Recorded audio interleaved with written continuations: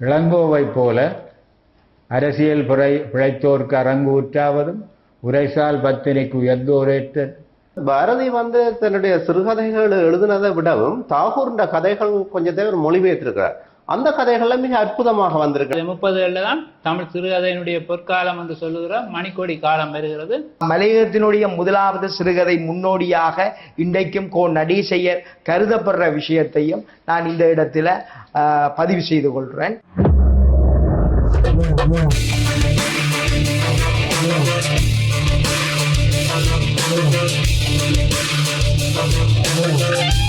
புதுமைப்பித்தனுடைய பாத்திரங்கள் எல்லாம் உண்மையில நிழல்கள் அல்ல, அது வாழ்க்கையினுடைய நிஜங்களை பிரதிபலிக்குது.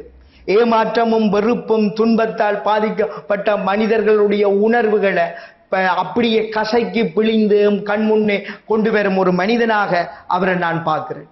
வாழ்க்கையின் நம்பிக்கை இழந்த மனிதர்களை அவர் சாஷ்டாங்கம் காட்சிப்படுத்தி கொண்டே போவார்.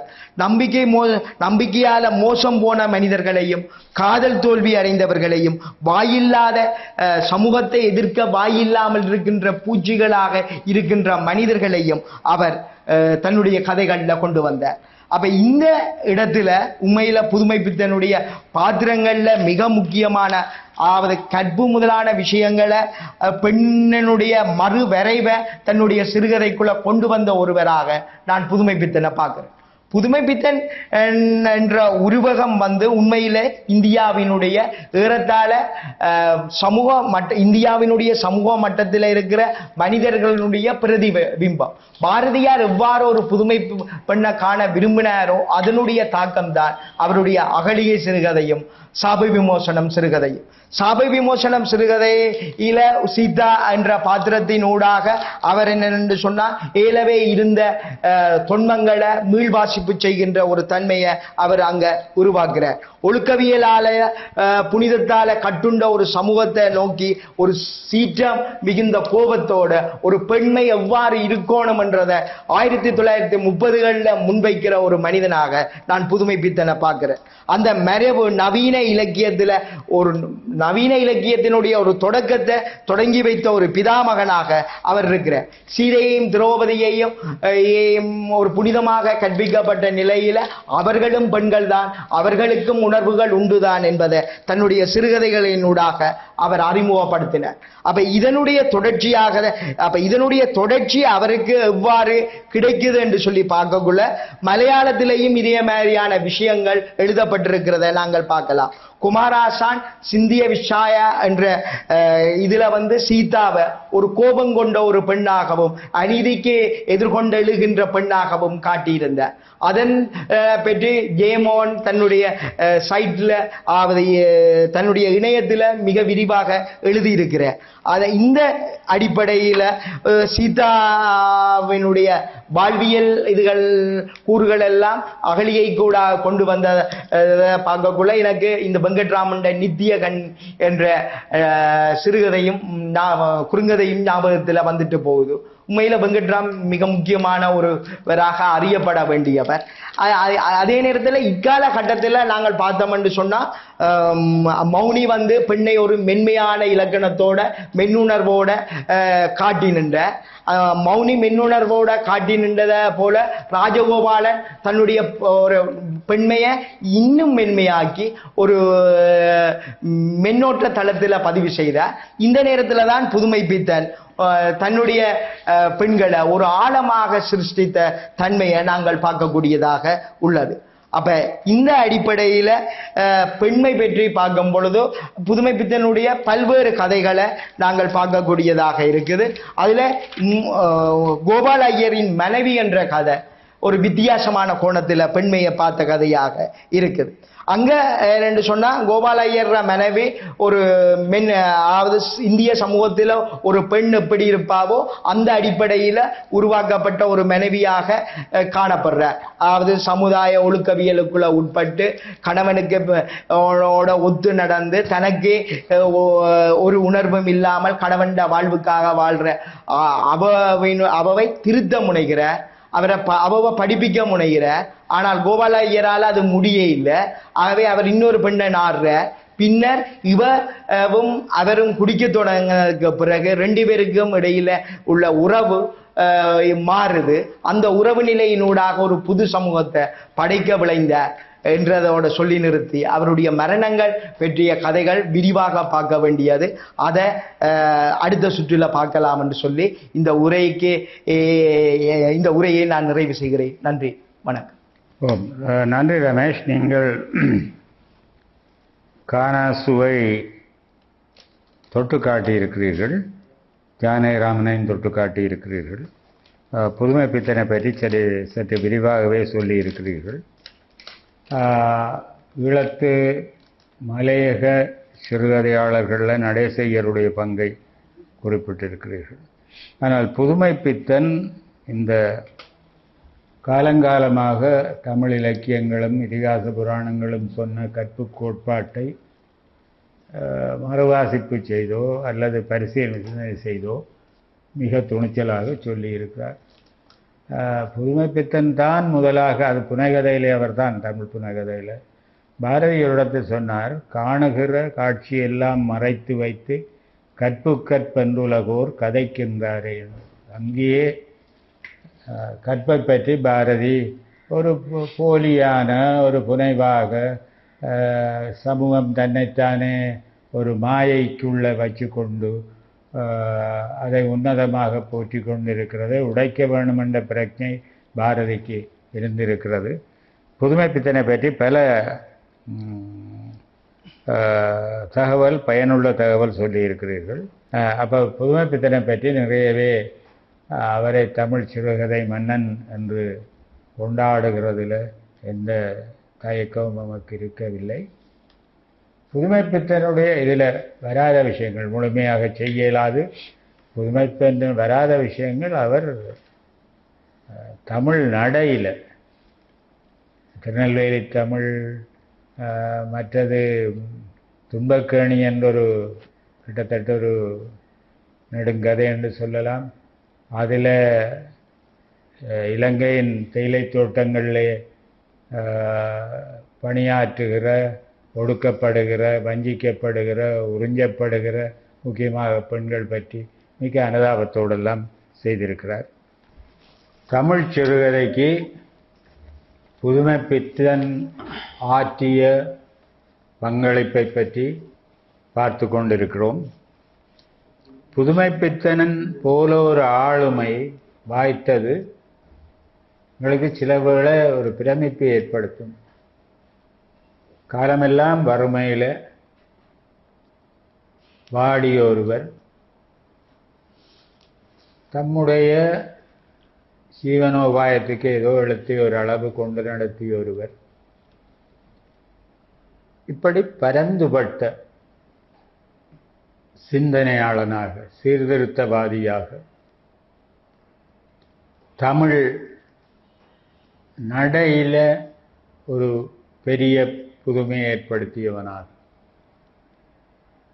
சமத்துவம், பெண்ணுரிமை முதலியவற்றில் தன்னுடைய கருத்தை செலுத்தியவனாக, இப்படியெல்லாம் புதுமை பித்தன் செய்த சாதனை உண்மையிலே பிரமிப்பு ஊட்டுகிறது. திரும்பி பார்க்கிறது. புதுமை பித்தனை தவிர்த்து நாங்கள் தமிழ் சிறுகதையை பார்க்கவே இயலாது என்ற அளவுக்கு புதுமை பித்தனுடைய தாக்கம், புதுமை பித்தனுடைய செல்வாக்கு அந்த தலைமுறை, இப்போ வந்திருக்கிற தலைமுறை, இனிவரும் தலைமுறையிலும் இருக்கவே செய்யும் என்பதை சொல்லி, இப்போ புதுமை பித்தனை பற்றி ரமேஷ் நிரம்பவே சொல்லி இருக்கிறார். விட்ட குறை தொட்ட குறைகளை குணேஸ்வரனிடம் எதிர்பார்க்கிறோம். நண்பர் ரமேஷ் இந்த புதுமை பித்தனை பாரதியோட ஒப்பிட்டு ஒரு விஷயம் சொல்லியிருந்தார். நான் அதை இன்னும் கொஞ்சம் மேலே கொண்டு போகலாம்னு நினைக்கிறேன். ரமேஷ் சொல்லி சொன்னால், பாரதி எப்படி பாஞ்சாலி சபதத்தில் கொண்டு வந்தாலும் அதே போல் புதுமை பித்தனை வந்து இங்கே அகலிய சாவ விமோசனத்தில் பெண்ணை இன்னொரு பாத்திரமாக ஒரு தன்னுடைய பார்வையில் படைச்சிருக்கார். இன்னும் கொஞ்சம் முன்னுக்கு போனோம்னு சொன்னால், சில இடங்களில் பாரதியை விட்டு கொஞ்சம் முன்னுக்கு காலடி வைக்கிறவனை தான் புதுமை பித்தன் இருக்கிறார். சில இடங்களில் நாங்கள் சமனா ஒப்பிடக்கூடிய இடம் இருக்குது.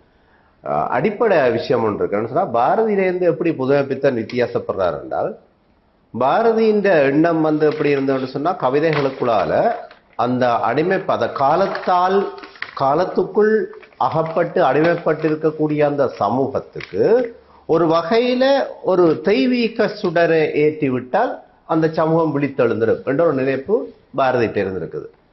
அதுதான் பாரதியுடைய முழுமையான படைப்புகள்லயும் ஒரு வகையில ஒரு உள்ளோடி இருக்குன்னு நாங்க சொல்லலாம்.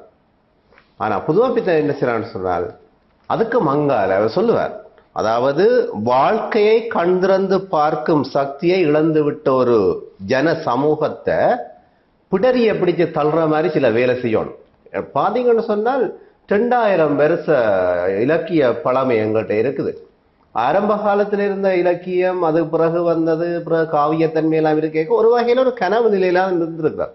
அதுதான் அங்க பிரச்சனை.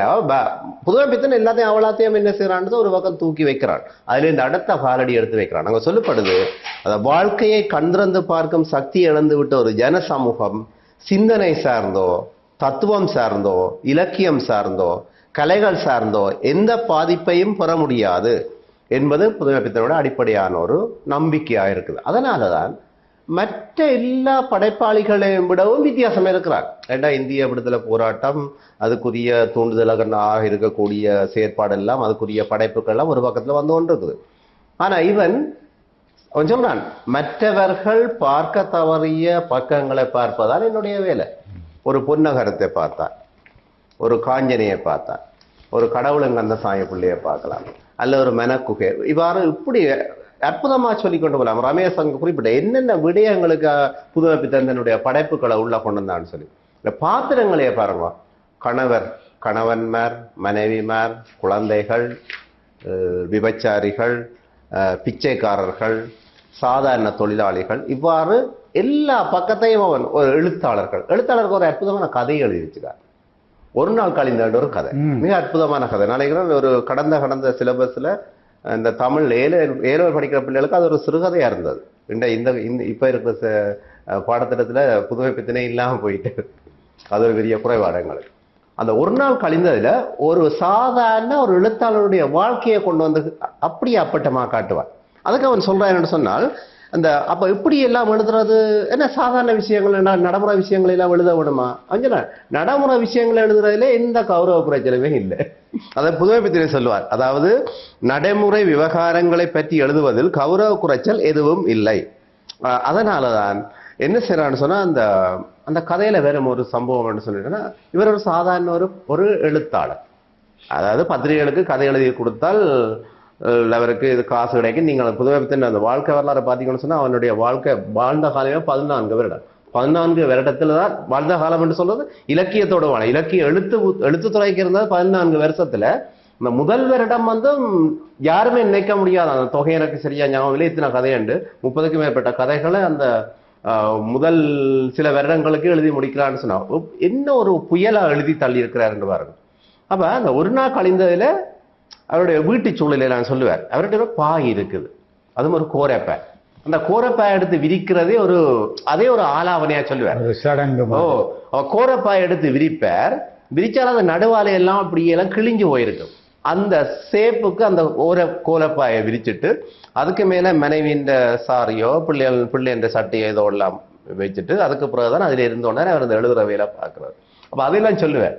இவர் எடுத்த அந்த வாடகை வீடும் கூட அவன் வெளியில வீடு வாடகை போட்டுட்டார். ஆனா இவர் வந்து ஆக குறைஞ்ச செலவு என்று சொல்லிப்பட்டுதான் வந்தவர். அதை சொல்லுவார், இவர் இருக்கிற அந்த முன் அறையும் மனைவி இருக்கக்கூடிய குசினி பக்கத்துக்கு முடியல ஒரு பெரிய இடைவெளி. அதை கூட அற்புதமா சொல்லுவார், என்னுடைய சக தர்மினிய வந்து இந்த வீடு வந்து பிரிச்சு வச்சுட்டுதான் சொல்லி இவர் விறகு வாங்கி அந்த கொடுப்பார். அந்த விறகு இந்த அந்த புகையோட கிடந்தவள் போராடி கொண்டிருப்பாள். இவர் என்னன்னா இவர்கிட்ட காசு பிரச்சனை இருந்திருக்குது. அதாவது சாதாரண மனிதர்கள் சாதாரணமாக வாழ்வதற்கு எவ்வளவு அல்லல் படுகிறார்கள் என்பதைத்தான் புதுமைப்பித்தன் தன்னை படைப்புகள்ல கூடுதலாக கொண்டு வந்து காட்டியிருப்பார். அதுல ஒரு பல்லு மாமாண்ட ஒரு மாமா வருவார். அந்த பிள்ளை சின்ன பிள்ளை, அது வந்து பல்லு மாமாண்டு அவர்கிட்ட மடியில இருந்து கொண்டு கதைச்சோண்டுக்கும் அவருக்கு டீ எல்லாம் வருது. அங்க 3 பேருக்கும் கப்பில் டீ வருது. அந்த பிள்ளை அதுல அடம்பிடிக்குது. அப்ப எனக்கு காப்பி தரையிலன்னு சொல்லி உள்ள போய் வாங்கன்னு சொல்லப்படுது. ஏன்னா அங்க பிரச்சனை இருக்கு, அங்க காப்பி தூள் இல்லைன்ற பிரச்சனையும் அங்க இருக்கு, போடுறதுக்கு இல்லாம இருக்கும். ஒரு தீப்பெட்டி வாங்குறதுக்கு கடைக்கு பிள்ளை அனுப்பப்படுது. அந்த பிள்ளை அங்க போய் கடன் கேட்க அவன் கடைக்காரன் கொடுக்க மாட்டான்னு நினைக்கிறான். பாருங்கள், ஒரு நண்பர் இவ்வளவுதான் ஒரு உற்ற நண்பனாக இருந்தாலும் வாய் திறந்து என்னுடைய கஷ்டத்தை அவனுக்கு வாய் திறந்து கேட்கக்கூடாது ஒரு எழுதாத விதி இருக்கு. அது நெருக்கமான நண்பர்களா இருந்தா நண்பன் புரிஞ்சு கொள்வான். இங்க என்ன செய்யறான்டா, கதையின் இறுதி முடிவில் வந்த நண்பரை கேட்பார், ஒரு கொஞ்சம் காசு கேட்கிறார், கைமாற்றம் எடுக்க முடியுமான்னு சொல்லி. அவரோட பொக்கெட்டை தடவை பார்த்துட்டு ஒரு கொஞ்சம் தான் கிடக்கு, அதை கொடுக்குறாரு. அது சொல்லப்படுது அந்த காசு வந்து அந்த நேரம் அது பெருமதி. அப்ப 30 அணாவா 30 அணாவை ஏதோ ஒன்று சொல்லப்படுறதான் அந்த சம்பளம் என்று சொன்னா இவர் 3 தான் கேட்கிறார். இப்ப நாங்கள் இப்படி இப்ப இந்த கணக்குல 30,000 ரூபாய் எங்களுக்கு சம்பளம் சொல்லிக்க வேற 3,000 ரூபாய் கேட்கிறான்னு வச்சுக்கொள்ளலாம் இப்போதைய கணக்குல. ஆனா அவர் நண்பர்கிட்ட வந்து 750 ரூபாய் காசு தான் இருக்குன்ற மாதிரி அவர் அது அத்துவியது. இப்ப இதுதான் இருக்குது எல்லாரும் கொடுத்துட்டு போறேன். அப்ப அந்த காசை வச்ச உடனே என்ன செய்யறேன்னு பார்த்து கொண்டிருக்க மனையை வந்து சொல்றா, இதுக்கு இந்த சாமான் வாங்கணும் வாங்கிக்கொண்டு வாங்கணும். அப்ப நீங்கள் கடைக்கான திங்கக்கிழமை காசு கொடுக்குறேன்னு சொன்னீங்களே, அதை நான் திங்கக்கிழமை பார்த்துக்கொள்ளலாம், இதை இன்றைக்கு இந்த வேலையை பார்த்துக்கொள்வோம். அப்ப அதான் ஒரு நாள் கழிந்தது. அவருடைய ஒரு சாதாரண ஒரு எழுத்தாளருடைய ஒரு நாள் வாழ்க்கை எப்படி கழிது என்பதை அவருடைய சாதாரண பாவனை பொருட்கள் இருந்து, நண்பர்களுடைய உரையாடல் இருந்து, அந்த வீட்டினுடைய அமைப்பிலிருந்து, பிள்ளைன்ற ஆசை. அங்க இருக்கக்கூடிய ஒரு சின்ன பிள்ளை, அது வந்து இன்னும் பாடசாலைக்கு போகாத பிள்ளை, அது வந்து ரிச்சாவில் ஏறி போக ஆசைப்படுது. ஆனா ரிச்சாக்காரன் ஏத்தமான்னு சொல்லலாம். அவள் சொல்றார், ஏன் அந்த வீட்டு பிள்ளைய மட்டும் இவர் ஏற்றி கொண்டு போறார்? ஏன்னா அது பணக்கார பிள்ளை, நீ ஏழை பிள்ளை, உன்னை எத்தனை காசு கிடைக்காது. அப்ப மிக சாதாரணமான ஒரு விஷயத்தை கூட என்ன செய்வார்னு சொன்னா தன்னுடைய கதைகள்ல வந்து அற்புதமாக கொண்டுறார். அதனால நான் சொல்லப்படுறது சொன்னா புதுமைப்பித்தன் என்ன செய்யறாருன்னு சொன்னால் அந்த சிக்கலான இந்த சாதாரண மக்களுடைய பிரச்சனைகளை கூட தீர்த்து வைக்க முடியாத நிலைமையில இந்த சமூகம் இருந்திருக்கிறது. அதாவது பெரும்பான்மையான மக்கள் உண்டு உடுத்து தன்மானத்துடன் ஒரு சாதாரண வாழ்க்கையை வாழ விரும்புகிறார்கள். சாதாரண வாழ்க்கையே மனநிறைவை தரும் வாழ்க்கையாக இருந்த காலத்தில் வாழ்ந்தவர் புதுமைப்பித்தன். இவ்வளவு குறைந்தபட்ச எதிர்பார்ப்பு கொண்ட மக்கள் கூட கூடி வராத வாழ்க்கை தான் புதுமைப்பித்தனை ஒரு பெரிய அளவில் பாதித்திருக்கு. அந்த பாதிப்பாளதான் இது வந்து சுந்தர ராமசாமின்ற கூத்து. அந்த பாதிப்பை தான் என்ன செய்யறான்னு சொல்ல தந்த படைப்புகளுக்காக கொண்டு வர்ற. இப்ப நீங்கள் சொல்லி அந்த 3 கப்பில் தேநீர் போட்டு 4வது கப்போட தேயிலைப்பொடியோ கோப்பி பொடி இல்லாத நிலவு மாதிரி உண்டு. கொஞ்சம் நகைச்சுவையாக, எந்த துன்பத்தையும் நகைச்சுவையோட பேசுவான் மனுஷன். விநாயகர் சதுர்த்தி இப்படி தொடங்குது. விநாயகர் சதுர்த்தி இது. இந்த சாமான் கட்டி வந்த சணல் கயிறு எல்லாத்தையும் எடுத்து ஒரு முடிச்சு போட்டு கதவ நிலையில கட்டி மாவில அதில் கொழுப்பி அதுவும் ஒரு வாழ்க்கை முறைதான். இப்ப இதுக்கு மேலே அவற்றை நகைச்சுவை வருகிறது.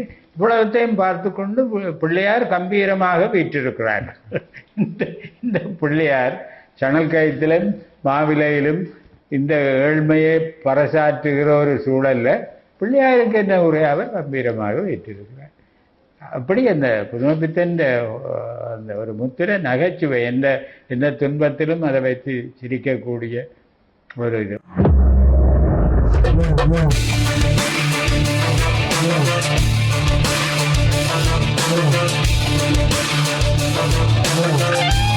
மாலிங்கேஸ்வரன் புதுமைப்பித்தனுடைய கதைகளில் சொல்ல விரும்புகிறேன். புதுமைப்பித்தன் சோவண்ண விருத்தாசலம் என்ற இயற்பெயர் கொண்டவர். தமிழ் சிறுகதை என்னுடைய முடிசூடாமன். கிட்டத்தட்ட 80க்கும் மேற்பட்ட சிறுகதைகள் எழுதியிருக்கிறார். அவற்றை மொழிபெயர்ப்போட சேர்த்தா 100க்கும் மேற்பட்ட சிறுகதைகளாக இருக்குது. 15 கவிதைகள், நாடகம், விமர்சனம் வந்து பல துறைகளில் ஈடுபட்டிருக்கிறார். அவற்றை முக்கியமான விடயம் அந்த 30-20களிலிருந்து அவர் வேறுபட்ட விடயம் என்னென்றால் ஜதார்த்தம். அதாவது சமகால வாழ்க்கையில் நடக்கிற விடயங்களை எழுத வேண்டும் என்ற அந்த கோட்பாடு. அவர் மேற்கோள் அது நண்பர் குணேஸ்வரன் அந்த இறுதி பகுதியை சொன்னார். புதுமைப்பித்தன் சொல்கிறார், 4 திசையிலும் மிஸ்டார் குமாஸ்தா ராமன், சினிமா நடிகை சீதம்மாள், பேரம் பேசும் பிரமநாயகம் இத்தியாதி நபர்களை நாள் தவறாமல் பார்த்து கொண்டிருந்து விட்டு இவர்களது வாழ்க்கைக்கு இடம் கொடுக்காம, இப்படின்னா நாங்கள் சாதாரணமாக கூலி வேலை செய்கிற ஆக்களை பார்த்துட்டு அவைக்கு இடம் கொடுக்காம காதல் கத்தரிக்காய் பண்ணி கொண்டிருப்பது போன்ற அனுபவத்துக்கு நேர்முரணான விவகாரம் ஒன்றும் இல்லை. இதை பற்றி எழுதாமல் காதலை பற்றி, அதை நினைக்கிறோம் பாவேசையர் கூட கதைகள் அலையின் இலக்கையிலேருந்து எல்லாம் காதலை பற்றி தான் அழியிருக்கு. அதுக்கு ஒரு அடியோ தெரியல. இப்படி இது யதார்த்தத்தை விட்டுட்டு காதலை பற்றி எழுதுகிற ஒன்றும் இல்லை. நடைமுறை விவகாரங்களை பற்றி எழுதுவதில் கௌரவ குறைச்சல் ஒன்றும் இல்லை. காதலை பற்றி எழுதினா தான் அது பெரிய போல் வச்சு எழுத்தாளர்களுக்கு கருதணும் இல்லை, இதே எழுதணும்னு சொல்லி சமகாலத்தில் இருக்கிற விடயங்களுக்கு முதன்மை கொடுத்தார். அப்போ அதில் என்னென்னா அவர் பல கதைகள் அவர் புதிதாக சொல்லியிருக்கார், புதிய சிந்தனையோட சொல்லியிருக்கிறார். இதால் மிகப்பெரிய எதிர்ப்பு அவருக்கு வந்தது. முக்கியமாக சாப விமோசனம் தெரியும். கௌதமற்ற மனைவி அகலிய அவர் 2 பேரும் சந்தோஷமாக இருக்கணும். இந்திரன் அதுக்கு குறுக்க வருகிறான். கௌதமர் விடிய காலையில் எங்கேயோ சேர்ந்த உடனே கௌதமற்ற இடத்திலேயே வந்து அகலியோட சந்தோஷமாக இருக்கிறான். கொஞ்ச தூரம் தன்னை கணவன் நினைச்சவோ அதுக்கு பிறகு கணவன் இல்லையென்று அறிஞ்ச பிறகும் விலகி கொள்ளாமல் தக்கதென்ற ஓராள் என்று சொல்லி தகுதி இல்லையென்று நினைக்காம அப்படியே இருக்கிறாள். ஆகவே இப்போ இந்த கௌதமர் வந்து அவளுக்கு இந்திரனுக்கு நீ எதை விரும்பி வந்தாயோ அந்த உறுப்பு உடம்பு முழுக்க வேண்டும் என்று சாபம் கொடுத்து அவளையே கல்லாக்கினார். பிறகு சாப விமோசனம் கேட்கிறார். ராமன் கால் தூசி எப்போ வருதோ அப்போ நீ பெண்ணாவாய் என்று சாப விமோசனம் கொடுக்குறான். அப்புறம் ராமன் வந்தவொடனே அகலிய சாப விமோசனம் பெற்று பெண்ணாகிறாள். கௌதமற்ற கையில் ஒப்படைச்சோட ராமாயணம் முடியுது. புதுமை பித்தன் பிறகு யோசிச்சான், இப்படி 2 பேரை சேர்த்து ஒரு பிளவிட்ட ஒரு ஆளை கொண்டு வந்து சேர்த்தா என்ன நடக்கும்? உதாரணமாக ஒரு சைக்கிள் திருடி கொண்டிருக்கிறான், 4-5 இடத்துல பிடிபட்டு மனம் திருந்தி நான் இனி களவெடுக்கிறேன் இல்லைன்னு சொல்லி வந்து நீதிமன்ற காலப்பட்டு மனம் திருந்தி வாரான். வந்து பஸ்ஸுக்கு போகிறதுக்கு அதில் ஜோதிச்சு கொண்டிருக்கிறான். அவன் திருந்தினாலும் சமூகம் விடாது. இந்தவர் அதில் சைக்கிள் கள்ள நிற்கிறான், சைக்கிள் எடுக்க போகிறான்னு தெரியும், அதான் யோசிக்கிறான்ட்டு சமூகம் திருப்பியும் அதுக்கு தான் அனுப்பு. அதே மாதிரி அந்த பாவம் எல்லாம் செய்து மனம் பக்குவப்பட்டு அகலிய வந்தாலும் இந்த சமூகம் அவளை திருந்தி வாழ விடையில்லை. அது முக்கியமாக 2 பேருக்குமே பிரச்சனை. அதாவது ஒவ்வொன்றையும் கதைக்கிற போது இதுக்கு ஏதாவது எட்டை அர்த்தம் இருக்குமான்னு 2 பேரும் ஜோதிச்சு கதைக்கணும். கணவன் மனைவி வாய்க்கு வந்த வரைக்கும் கதைக்கும். இது அது இல்லை கட்டுப்பாடு. சுமார் உதாரணம் சொல்கிறேன். இப்போ வாழையில சாப்பிட போடுறான், அதில் ஒரு சின்ன இடத்துல ஏதோ கிழிஞ்ச இருக்குது. கௌதமர் சொல்கிறா இது கிழிஞ்ச வாழையில அதை தூக்கி அங்கால போடண்டா. அதுக்குள்ள நிறைய கருத்துகள். இப்படி கதைக்கிற கணவன் மனைவி கதைக்கிறதே பிரச்சனையாக போச்சு. அடுத்த மகன் வாரான், அவன் தந்தையை காட்டித்தரவுறான், தாயோட விலகி நிற்கிறான். அப்போ அதெல்லாம் அவருக்கு பிரச்சனை. கடைசியாக அந்த ஆற்றில் போய் குடிக்கிறதா ஒரு சந்தோஷம். குடிச்சிட்டு வாரா, கொஞ்சம் முனிவர் மேருடைய மனைவி மேர் வெறியினம் வந்துட்டு இது போல் தான் அகலின்னு சொல்லி ஒரு வாரம் தான் சொன்னேன். இப்போ அந்த யூடியூப் மாதிரி அதில் கிளிக் பண்ணால் மிச்சம் முழு படம் மூடும். ஆகவே அவள் அந்த சமூகத்தோட பிரச்சனை மனம் சிக்கலாக இருக்குது. அப்புறம் ராமன் வந்து ராமனும் சீதையும் வந்தால் தங்களுக்கு ஒரு விடிவு கிடைக்கும், தங்களுக்கு ஒரு பழைய வாழ்க்கை கிடைக்கும்னு நம்பிக்கையோடு இருக்கணும். ராமன் வாரான், மீண்டும் ராவணன்கிட்ட இருந்து வந்து ஆட்சி செய்து அப்புறம் திரும்பி வாரான். வந்து சீதையோட கதை கேட்க சீதை தனக்கு ராமன் செய்த அநியாயம், அதாவது அக்கினி பிரவேசம் செய்ய சொன்ன கதையை சொல்கிறாள்.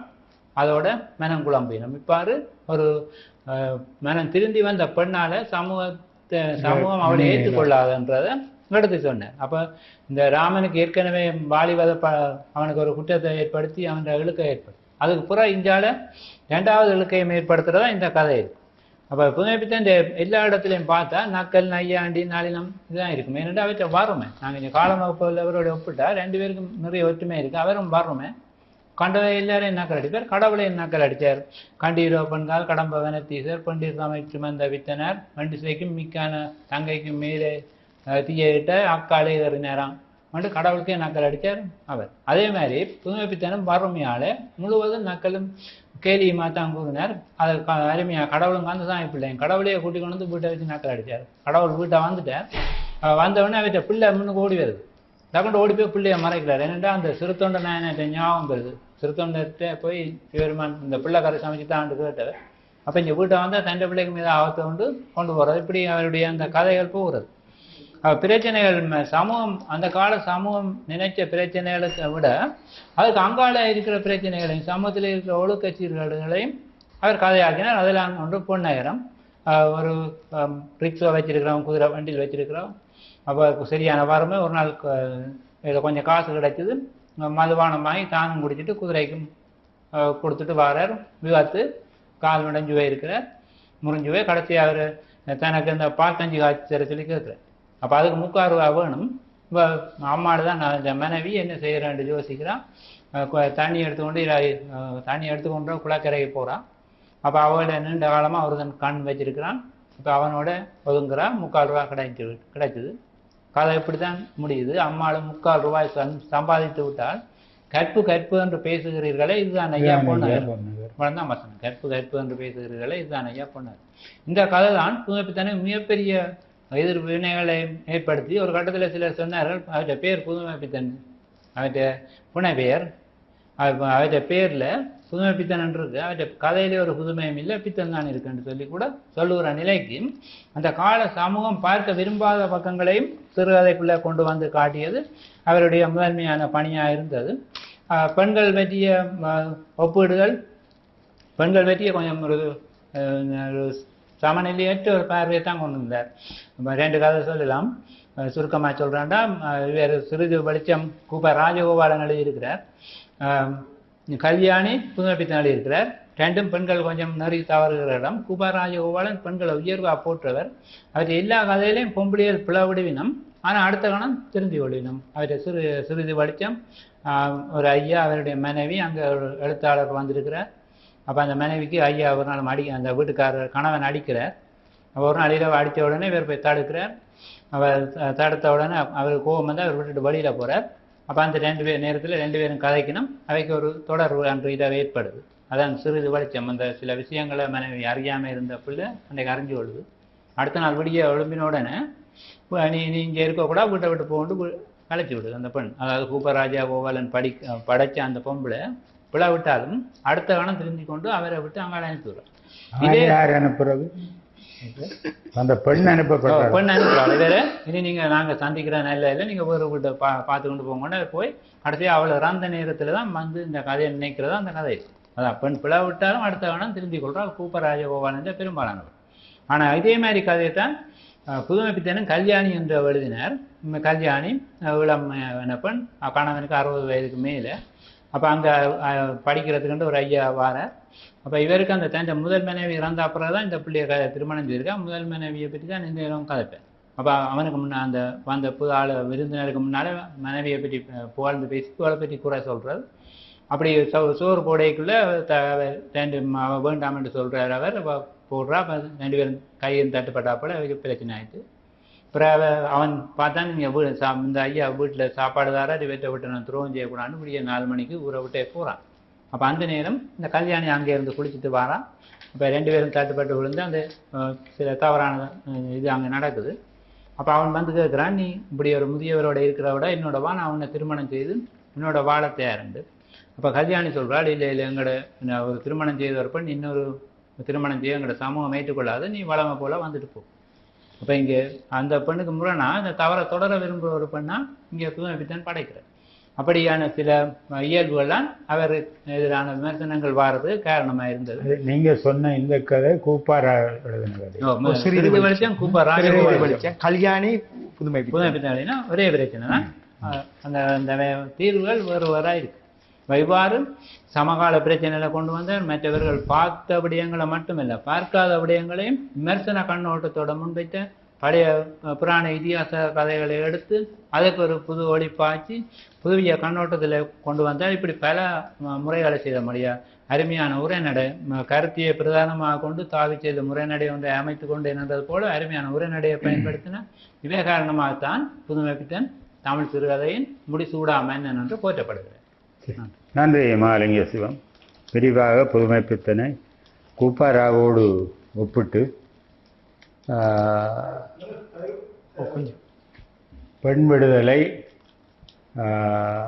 முதலிய போக்குகளில் கூட அணுகுமுறைகளில் முன்வைக்கிற கொள்கை சீர்திருத்தம் பற்றிய பார்வை அதில் தனியார் வேறுபாடுகள் ஒவ்வொரு எழுத்தாளர்களுக்கும் இருக்கலாம். அதுகளை சுட்டி காட்டியிருக்கிறீர்கள்.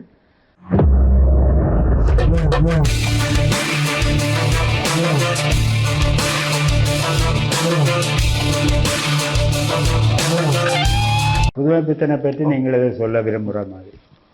கடவுளை கேலி செய்த ஆக்கள்ல ஒன்று காலமுக புலவர், அவருக்கு அடுத்தது புதுமைப்பித்தன் தான். கடவுளும் கந்தசாமி பிள்ளையும் ஒரு நகைச்சுவை அங்கதத்தோட இருந்தாலும் ஒரு ஏழை எழுத்தாளர் வலியும் வேதனையும் அந்த கதையில இருக்கும்.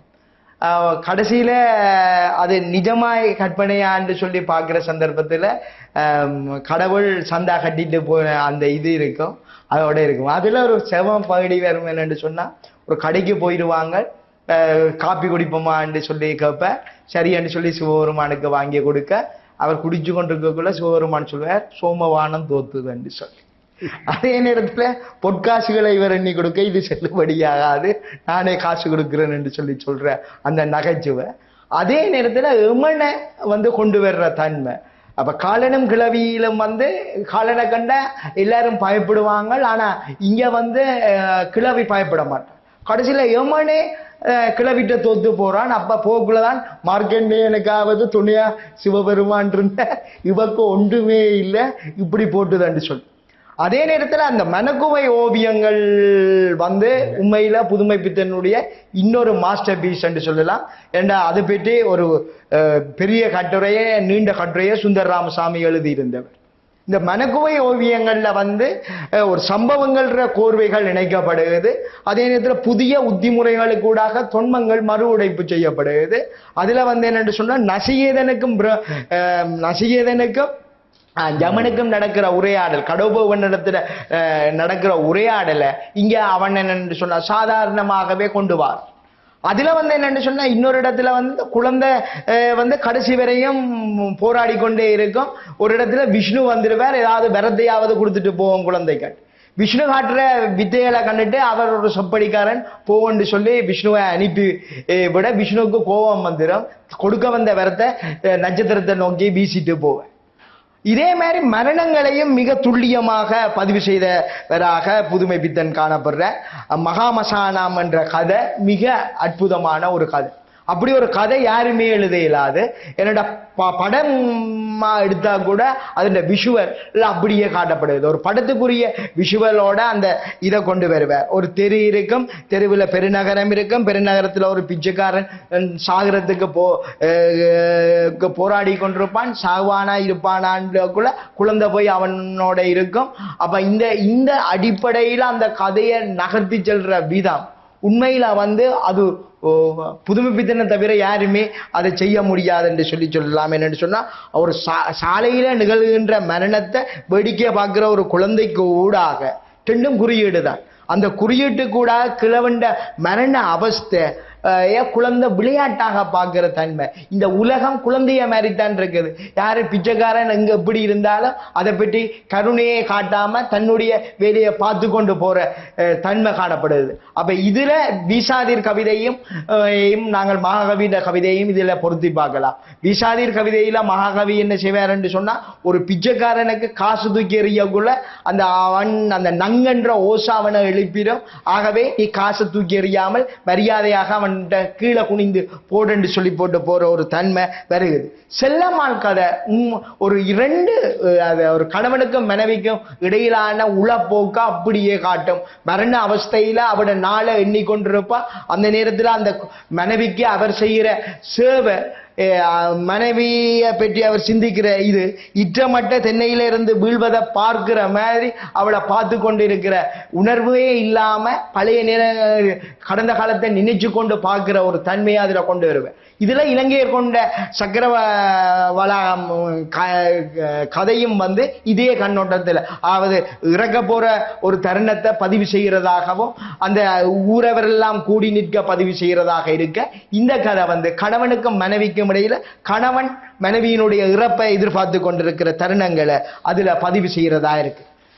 இதே அந்த தெருவிளக்கென்ற இதுலையும் ஒரு பிச்சைக்காரன் மரணம் தான் காட்டப்படும். அதுல புதுமை பித்தன் செய்கிற மிக முக்கியமான ஒரு வேலை, உடைஞ்ச விளக்கு வெடிச்சிருக்கும் லைட். அந்த வெளிச்சத்துல பிச்சைக்காரனும் இருப்பான். பிச்சைக்காரன் லைட்டை மாத்த பிச்சைக்காரனும் இறந்து விடுவான். அப்ப எங்கட சமூகம் இப்படித்தான் இருக்கு. அதாவது ரோட்டில் இருக்கிறவர்கள் யாரையுமே பார்க்க மாட்டாங்கள் என்ற ஒரு தன்மையை கொண்டு வர்றதாக இருக்கு. அப்ப இந்த அடிப்படையில புதுமை பித்தனை நாங்கள் பல்வேறு இதனூடாக பார்க்கலாம். ஆனாலும் புதுமை பித்தன் தன்னுடைய வேளாள மனப்பான்மையைத்தான் பதிவு செய்தார் என்று சொல்லி 1990களில் மார்க்ஸ் எழுதின உடைபடும் மௌனங்கள் என்ற நூல் முக்கியமான ஒரு நூல். அதே நேரத்தில் புதுமை பித்தனை பற்றி வெளிக்கொண்டு வந்தவரில் மிக முக்கியமான பங்களிப்பு தோமுசி ரவுநாதனாச்சாரும். புதுமை பித்தன் வரலாறு அவர் தான் எழுதுகிறார். இன்றளவுக்கு நாங்கள் புதுமை பித்தனை பேசிக்கொண்டு இருக்கிறோம் என்று சொன்னால் அதற்கு அதுதான் அடிப்படையாக அமையுது. புதுமை பித்தனுடைய தடங்கள் காவிய புதுமை பித்தன் இலக்கிய தடங்கள் என்ற புத்தகத்தை காவியா பதிவு செய்திருந்தது. தமிழினி புதுமை பித்தன் எனும் பிரம்மராஜஸ் என்ற புத்தகத்தையும் புதுமை பித்தனும் கைத்தரவு ராஜமார்த்தாண்டன் எழுதின புத்தகத்தையும் புதுமை பித்தன் எனும் பிரம்மராஜஸ் ராஜ் கௌதமன் எழுதின, அதே நேரத்தில் புதுமை பித்தனும் ஜெயகாந்தனும் வேத சகாயமார் எழுதின இந்த மூன்றையும் வெளிக்கொண்டு வந்தது. இப்ப புதுமை பித்தன் பற்றி நிறையவே கலைக்கலாம். சந்தர்ப்பத்துக்கு நன்றி சொல்லி என்னுடைய உரையை முடித்துக் கொள்கிறேன். ரமேஷ் மிக விரிவாக ரமேஷில் உள்ள பலமும் பலவீனமாக எல்லாவற்றையும் சொல்ல ஆசைப்படுதல். அப்போ புதுமை பித்தனுடைய முக்கியமான படைப்புகளை தம்முடைய பார்வைகளை கொண்டு வந்திருக்கார். அவருடைய வாசிப்பு நமக்கு பாராட்டுக்குரியது. அந்த பரிச்சயம் அண்மையில் வந்திருக்கிற வேதசகாய உமார் மற்றவர்கள் வெறும் சிலரை சொல்லி இருக்கிறீர்கள், ராஜ் கௌதமன் இவர்கள். நான் அந்த அண்மையில் வந்த புதுமை பித்தன் பற்றிய விமர்சனங்களை படித்ததில்லை. ஆனால் அதை படித்து ஒரு அப்டேட்டடாக இருக்கிற அந்த பண்பு, ஒரு இலக்கிய வாணனுக்கு இருக்கிற அந்த பண்பை பாராட்டுகிறேன். ஒரு விஷயம், நீங்கள் கடவுளும் கருசாமி பிள்ளையும் சொல்லும்போது எனக்கும் அது மிக பிடித்த கதை என்னவென்றால், அந்த இங்கிலீஷில் ஒரு சொல் இருக்கு, ஆம்பிவேலன்ஸ். ஒரு விதமாக பார்த்தாலும் அது பொருந்தும், இன்னொரு விதமாக கோணத்தில் பார்த்தாலும் அது பொருந்தும். கடவுள் கந்தசாமி பிள்ளைகிட்ட பாரு. கந்தசாமி பிள்ளை ஒரு ஆயுர்வேத வைத்தியர், சித்த வைத்திய தீபிகை என்ற பத்திரிகையின் ஆசிரியர். இந்த வார கடவுள் கேட்கிறார், கடவுளை பாரவே விடமாட்டேன் தானே, இவன் சித்த வைத்திய தீபிகைக்கு சந்தா கட்ட போறான். அப்ப கந்தசாமி பிள்ளை கேட்கிறார், நீங்கள் சித்த வைத்திய தீபிகைக்கு ஆயுள் சந்தா சேருங்க. கடவுள் அதான் புதுமை பித்தன் நகைச்சுவை எல்லாத்தையும் மிஞ்சி. யாருடைய ஆயுள் வந்திருக்கிறவர் ஊரிலான் முன்னிலான் பின்னிலான் என்ற பரம்பொருள். இப்போ ஆர்டி ஆயுள் கந்தசாமி பிள்ளை கொஞ்ச காலம் வாழ போகிறவர். அப்போ யாருடைய ஆயுள் என்றது அதுக்குள்ள குமிழிடுறது கடவுளுடைய அந்த கந்தசாமி பிள்ளை புதுமை பித்தனுடைய நகைச்சுவை. அடுத்தது ஒன்று சொல்லுவார், இந்த நான் நினைக்கிறேன், ஞாபகத்திலேருந்து சொல்கிறேன், திருத்துங்கோ, ஒரு பெரிய மூட்டையை தூக்கி கடவுள் அங்கால போட்டிருக்கார்.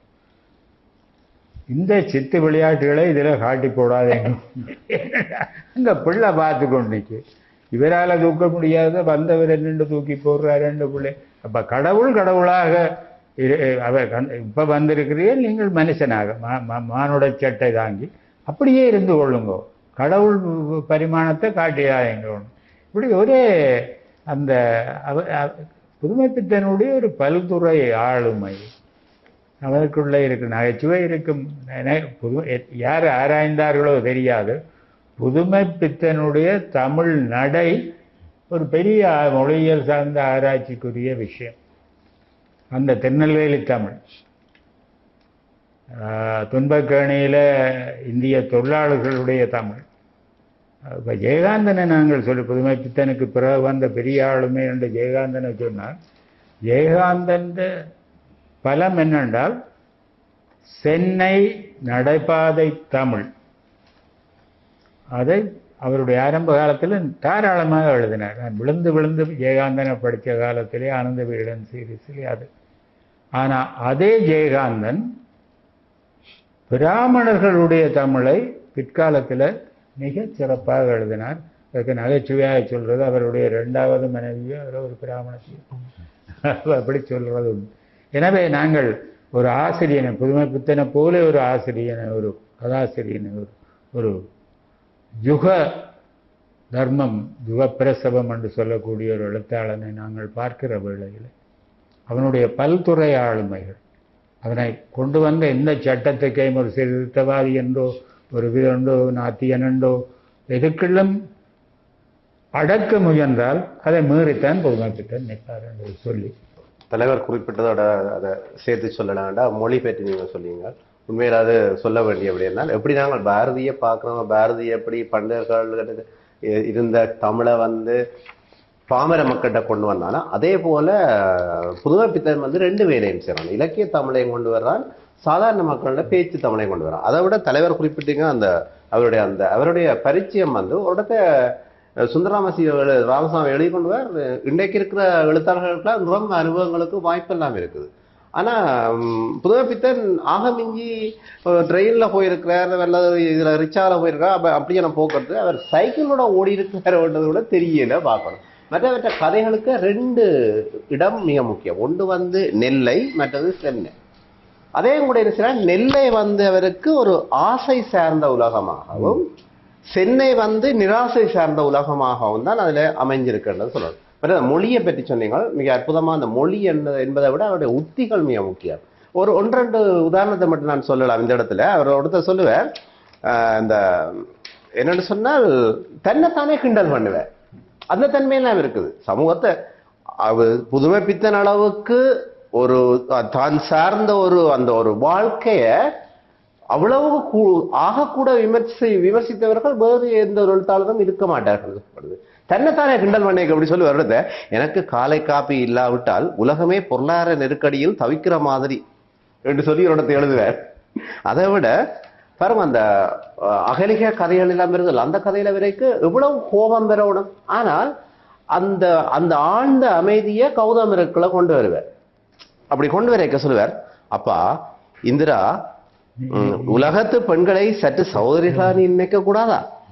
கண்ணே அகல்யா, உணர்ச்சியற்ற கல்லாய் சமைந்து விட்டது அகல்யா, அந்த சமயத்தும் உனது உடலுமா உணர்ச்சியற்ற கல்லாய் சமைந்து விட்டது. உண்மையில இந்த விழித்தல் இருக்குத்தானே, இந்த விழிப்பெல்லாம் வந்து ஒரு வகையில ஒரு மன நிறைவின் ஒரு அமைதிய சாந்தியை தருது. அப்ப பாருங்க, அந்த மொழி கூடாக இந்த ஒரு ஒரு ஜால வித்தியை வந்து புதுமைப்பித்தன் செய்திருக்கிறார். இப்படி நிரம்ப நாங்கள் கதைச்சு கொண்டே போகிறோம். நன்றி குணேஸ்வரன். நாங்கள் புதுமைப்பித்தனை பற்றி நிறையவே பேசி கலந்துரையாடி இருக்கிறோம். இனி ஏனைய எழுத்தாளர்களை பற்றி அடுத்த நல்ல தமிழ் கேட்போம் உரையாடலில் ஏனைய தமிழ்நாட்டு எழுத்தாளர்களை பற்றியும் அதன் பிறகு ஈழத்து எழுத்தாளர்கள் பற்றியும் உரையாடுவோம் என்று சொல்லி மிக விரிவாகவே ஆழமாக இந்த உரையாடலில் பங்களிப்பு செய்த சி. ரமேஷ், குணேஸ்வரன், மகாலிங்க சிவம், கேட்டிருந்த நேயர்கள், தயாரித்த தொழில்நுட்ப வல்லுநர்கள் எல்லோருக்கும் நன்றி கூறி விடைபெறுகிறோம். வணக்கம்.